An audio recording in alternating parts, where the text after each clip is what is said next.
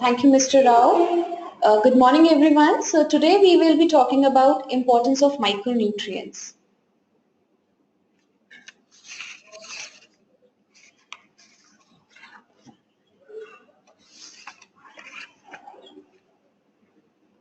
The doctor of the future will no longer treat the human frame with drugs, but rather will cure and prevent disease with nutrition. So it is this. So to start with, let me just tell you that Thomas Edison in 1932 he said that the doctor will not treat the human frame with drugs ever, because actually the nutrients that we are taking are the drugs for the body.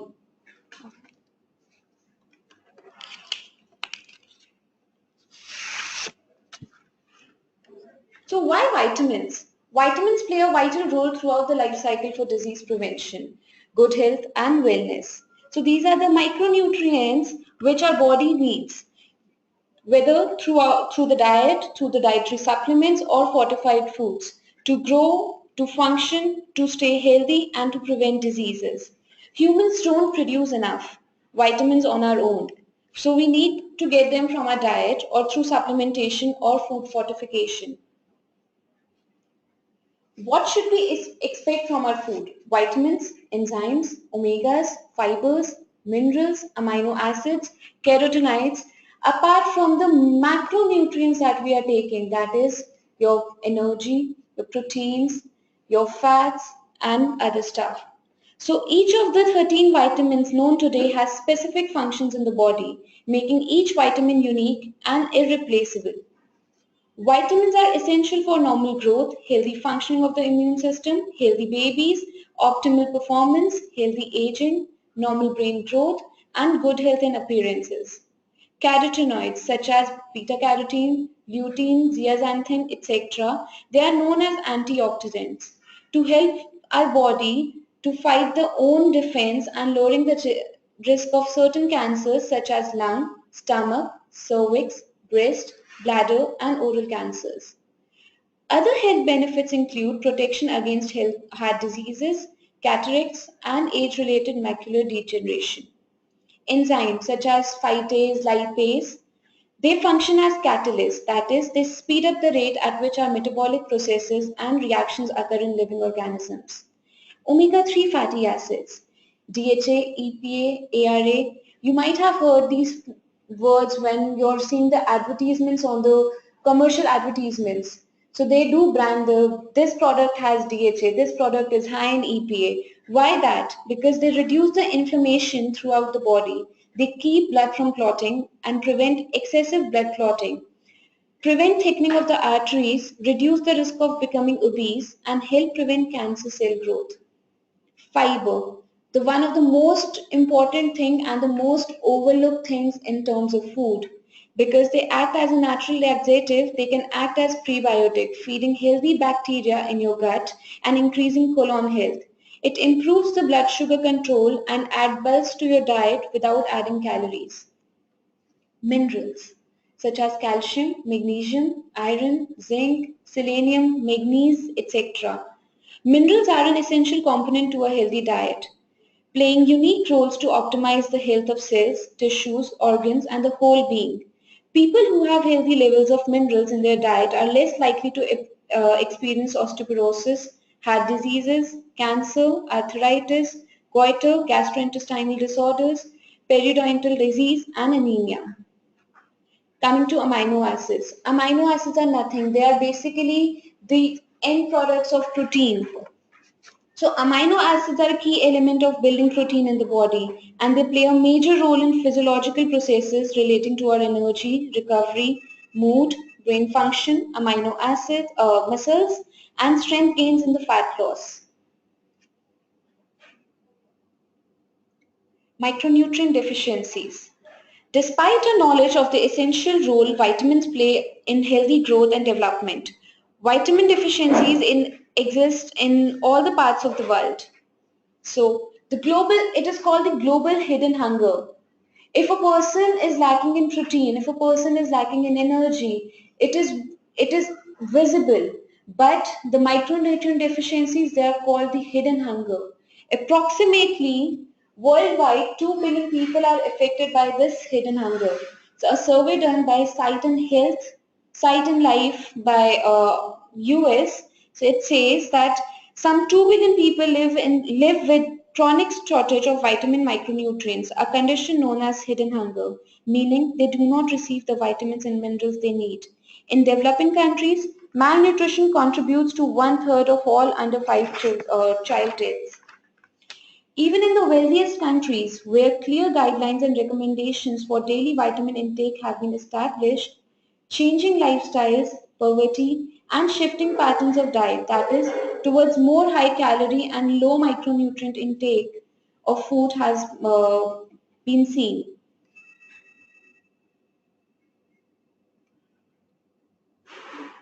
So the micronutrient deficiency has a huge impact on children. Worldwide, 165 million children are stunted. More than 90% of the stunted children live in developing countries.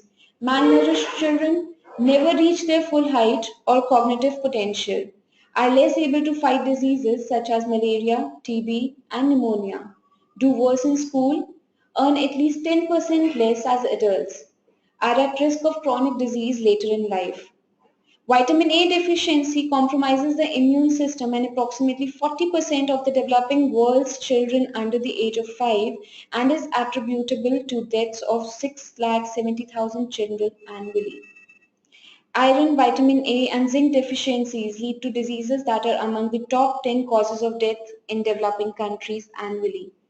The signs of vitamin deficiencies are not always visible, hence the name hidden hunger. They include birth defects, anemia, blindness, impaired physical and mental growth, maternal and child death, brittle bones, and increased susceptibility to disease.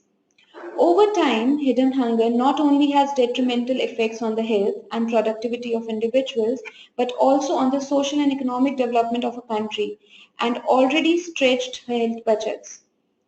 Poor nutrition and micronutrient deficiency have a staggeringly large impact. They impair the mental development up to 60% of infants in the developing world, debilitate the health of 500 million women across the globe, and lead to more than 60,000 deaths during childbirth every year. 6 lakh child deaths.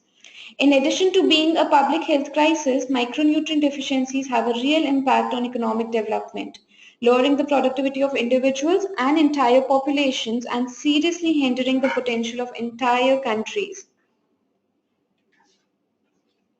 It is directly linked to non-communicable diseases. Less than optimal vitamin intake can have a wide range of impact on health and well-being. According to WHO 2010 reports on non-communicable diseases, 36 million of the 57 million global deaths in 2008 were due to NCDs, and 29% of non-communicable deaths in low and middle income population in 2008 occurred before the age of 60.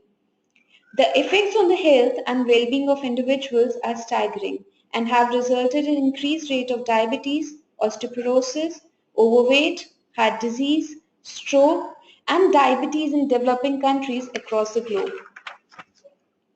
Diet is an important modifiable factor that can help prevent the onset of these NCDs. In India, the burden of micronutrients and health consequences of micronutrient deficiencies is taking a toll. So as you can see the pictures also, the ugly face of hidden hunger, the iron deficiency, the folic acid deficiency, vitamin A deficiency, iodine deficiency, zinc deficiency. If you'll closely look, 3/4 of young children, half of women, and 1/4 of married men are anemic, according to the National Family Health Survey 2005 and 2006.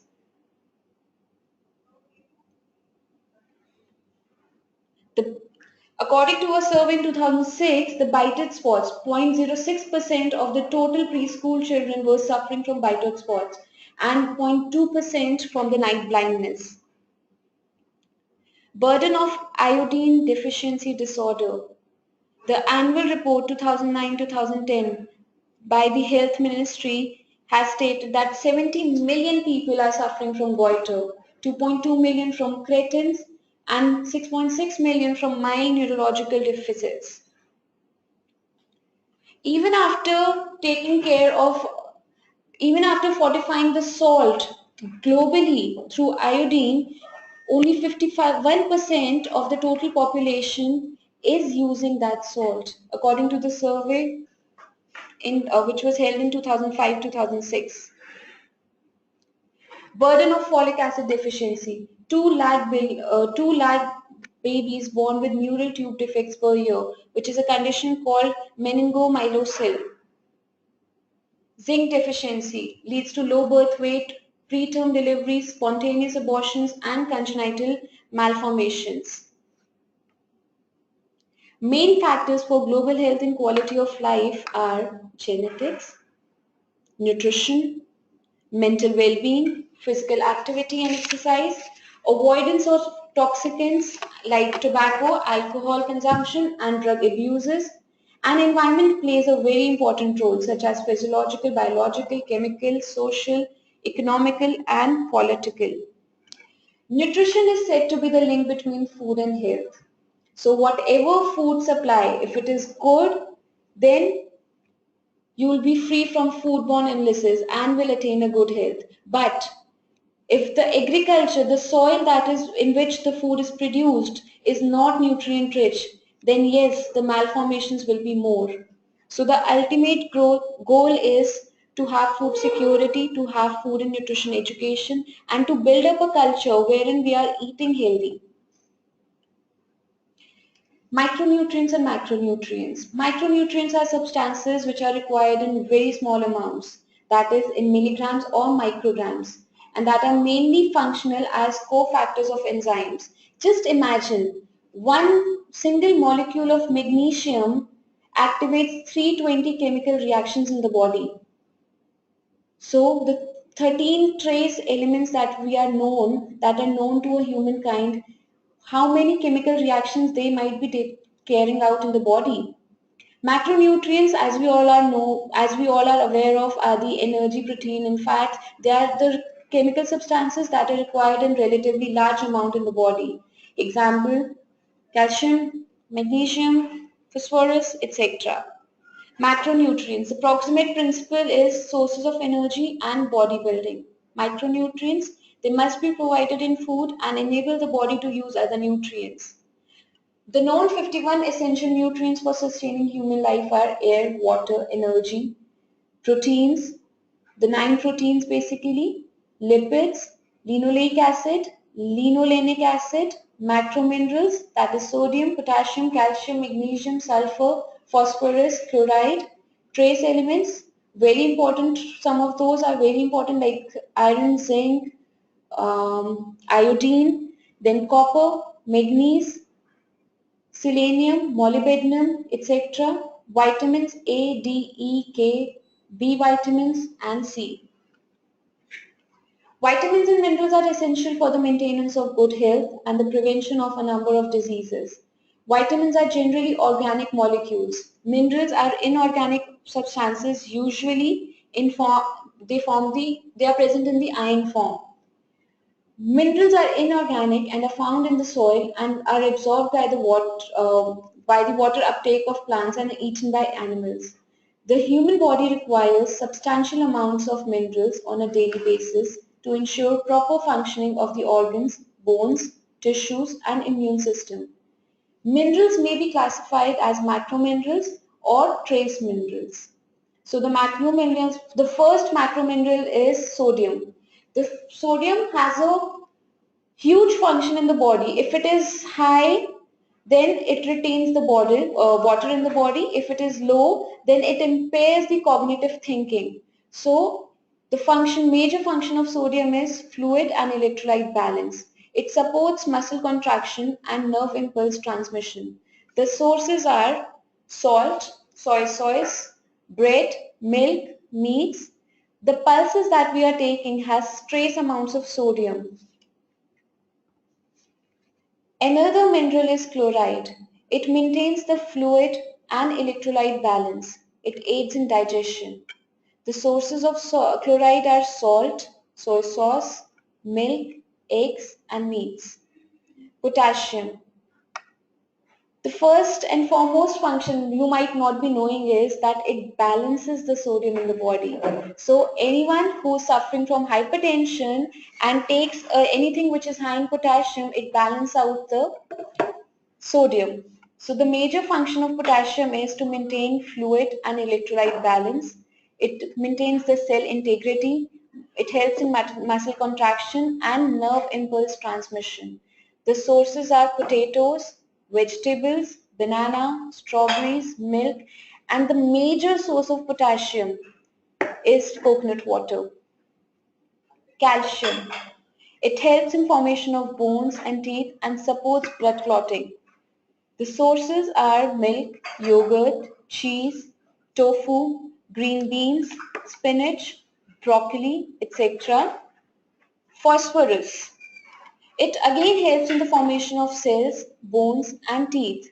It maintains acid-base balance, and the major sources of phosphorus are the animal products such as meat, fish, poultry, eggs, etc. Magnesium. Magnesium, as I've already told you, one single ion of magnesium helps in 320 functions.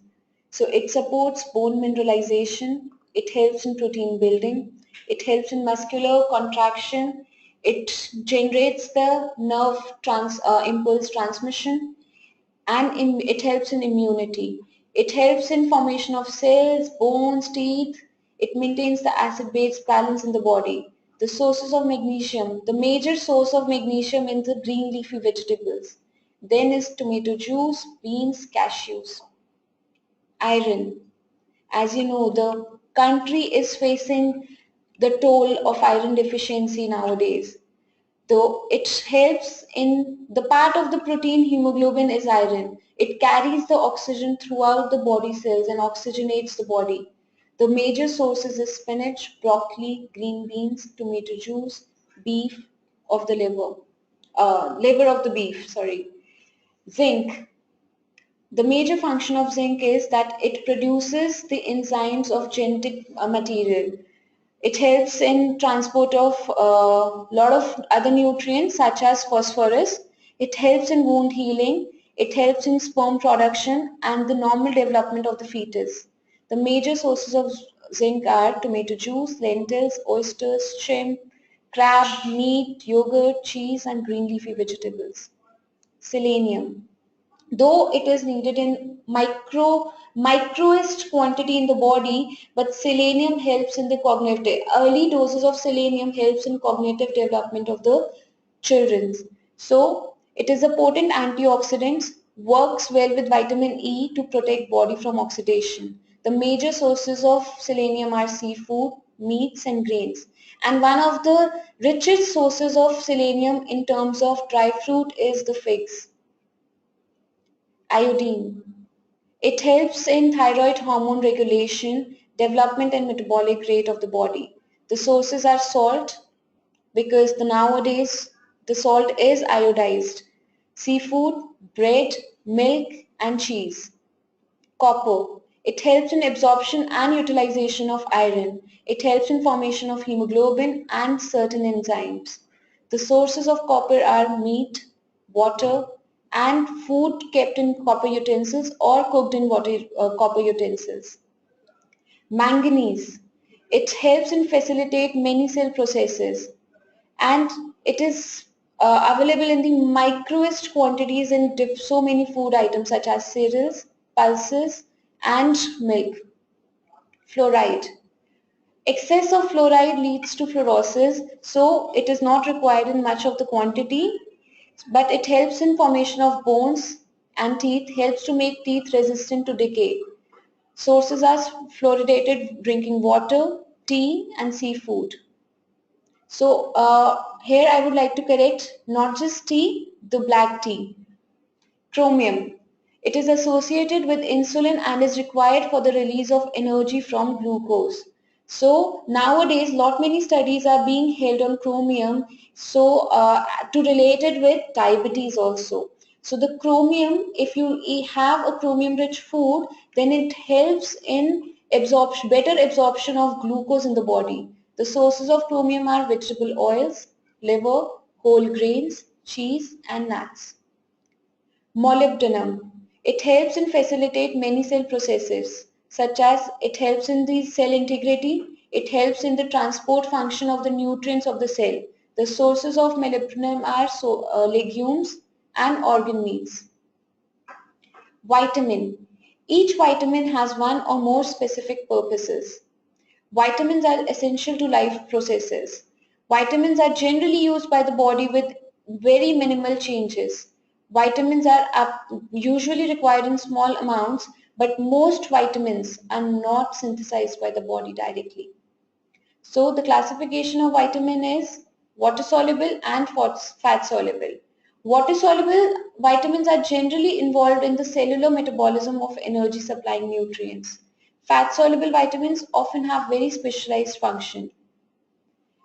Fat soluble vitamins have long non-polar hydrocarbon chains or rings.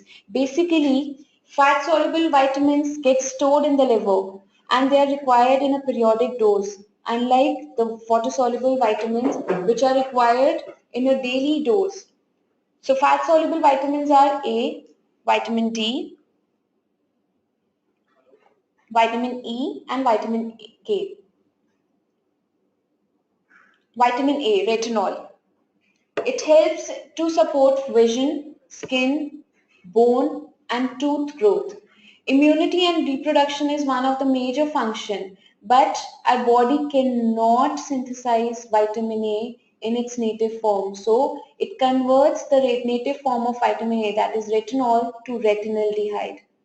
The major sources are legumes and organ meats. Vitamin C, also known as ascorbic acid. It helps in collagen synthesis, amino acid metabolism, helps iron absorption in the body, and it is one of the potent antioxidant.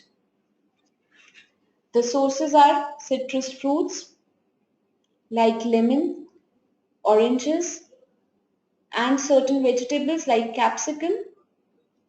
Vitamin D. Now, if you'll see your blood reports, 90% I can assure that 90% of the people must be deficient in this vitamin.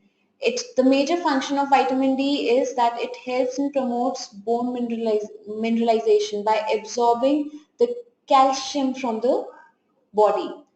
So the major source, the first and foremost major source is the sunlight. Then another is milk. Uh, it is present in the microest quantity in milk, egg yolk, liver and fatty fish such as salmon. Vitamin B12 or B vitamins. They help in cell synthesis, breaking down fatty acids, amino acids and help in nerve cell maintenance. The major sources of B12 are meat, poultry, fish, shellfish, eggs. Vitamin E, another antioxidant and which helps in lot of keratin production also. So keratin production is basically the proteins, the hair, the nail and everything. It helps in regulation of the oxidation reactions. It supports the cell membrane stabilization. The sources of vitamin E are wheat germ. The major source is wheat germ, tofu, fatty fishes, polyunsaturated vegetable oils. Now they are being regulated and they are being fortified with vitamin E. Vitamin K. Synthesis of blood clotting proteins. It helps in regulate blood calcium. The sources, green leafy vegetables, liver, spinach, broccoli and cabbage. So there's a lot of debate about nutrient and drug interactions, how these micronutrients are interacting with the drugs and nobody knows about it. So here's an example that two women with diseases characterized by abnormal blood clotting did not improve when they were given warfarin. When questioned about their diet, one woman reported that she ate at least half a kg of broccoli every day and the other ate broccoli soup and broccoli salad every day. When broccoli was removed from their diets, warfarin became effective in preventing the abnormal clotting of their blood. Because why this has happened is because broccoli, as I've already discussed, is high in vitamin K, right? And vitamin K helps in the synthesis of blood clotting proteins. So because of this, the patient had been getting enough of dietary vitamin K to compete with the drug, thereby making the drug ineffective. So we have to be very careful what we are taking. For example, if we, even these nutrient drug interactions are too common in the body. So if we take iron with vitamin, with calcium, then there are two factors that it will not help them absorb, and they will create an inhibitory effect in the body. The power of micronutrients throughout life, through pregnancy, infants and toddlers, adults and seniors. So micronutrients ensure proper health and development from pregnancy, through infancy and childhood and into adulthood and old age. Iron and folate supplements are crucial for expecting mothers. They ensure healthy deliveries and improve the birth weight of babies. They prevent neural tube defects in babies. Proper nutrition during the 1000 days between pregnancy and a child's second birthday staves off diseases like pneumonia and malaria, reduces the risk of chronic diseases, increases performance levels in education, increases productivity as adults. When children are properly nourished throughout life into adulthood, they have lower rates of non-communicable diseases, have lower rates of cancers. A lifetime of proper health and nutrition ensures reduced cognitive decline in seniors, lower risk of dementia and Alzheimer's, lower risk of age-related macular degeneration. Phytochemicals. These are also the part of the nutrients we have studied, but then this is another class of minerals and vitamins which help in oxidation, which helps in reducing the inflammation of the body. So these are the non-nutrient compounds found in plant-derived foods that have biological activity in the body. Antioxidants, which are also called anti-aging food, anti-cancerous foods, they are anti-heart disease foods, catechins, which are found in berries, green and black tea, lycopene, tomatoes and watermelon, bioflavonoids in citrus fruits and grapes, coenzyme Q in nuts and oils. So plant pigments, the color of the plants, are potent antioxidants. Almost 2000 known plant pigments and lesser than 8000 flavonoids or 450 carotenoids and 150 anthocyanins are known to humankind. Red, which is lycopene, which is found in tomatoes, pink and red grapefruit, watermelon, guava, red pepper. Red, blue and purple are anthocyanins. Red, blue grapes, blue strawberries, raspberries, beets, cherries, eggplant, plums, red cabbage. Orange color, which is also called carotene.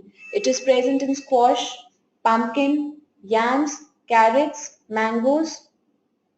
So what we need to have is a color your nutritional world. Have as much colors you can have, because that is the reason, this is the main thing we forget nowadays. We go for, if we are hungry, okay fine, let's just go and buy a pizza. If we are hungry, let's just go and eat a burger. But we actually forget what our Mother Earth has given us. Mother Earth has given us colors.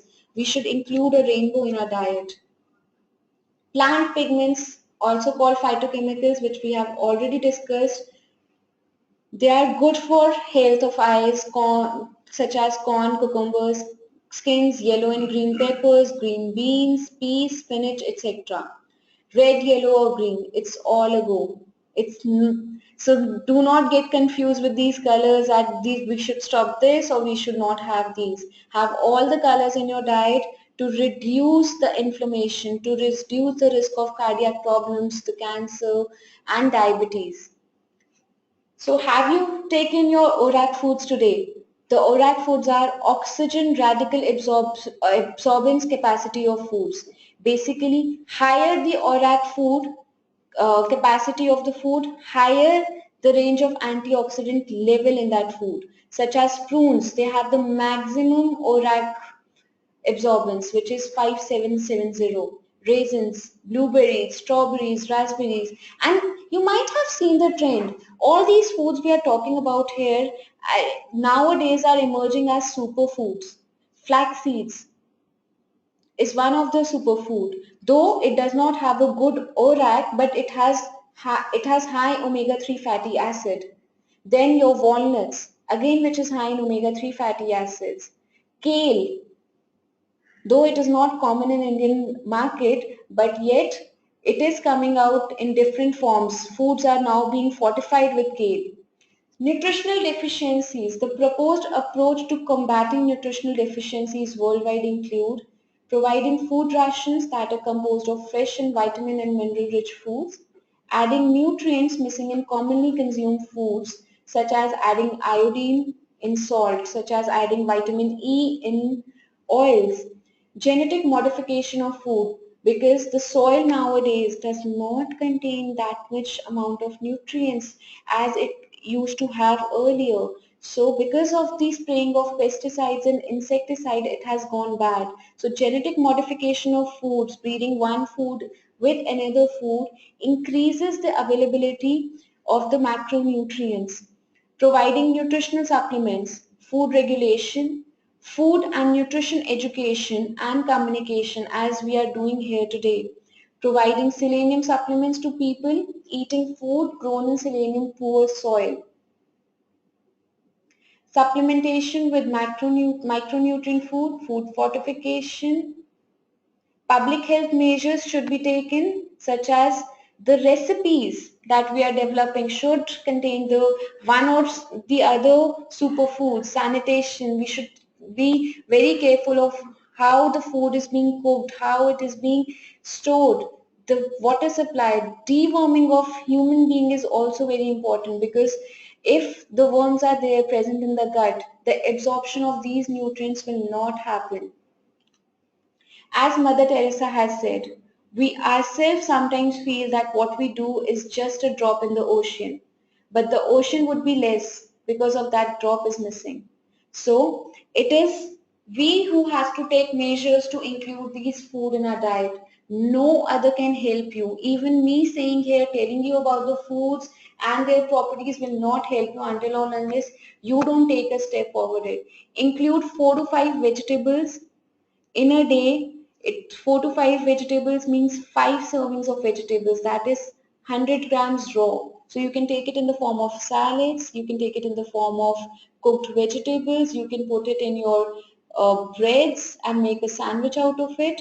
If not that, have at least the most ignored part of the food pyramid is the fruits that are available. None of us take fruits in a daily life.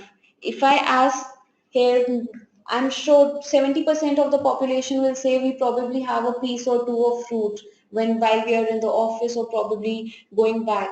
But then you must have at least 2 to 3 servings of fruits in a day, because whatever wear and tear is happening to your body throughout the day while you're speaking, while you're moving, if you're breathing, it can be only repaired if you take these micronutrients, because they are the builders of our body. What they do is they go and they start repairing the wear and tear part of the body. So these are very important. So here I end up with the session. If you have any queries, you can mail at vartika_s@apollohospitalsdaily.com. Water we are having at home does not contain minerals.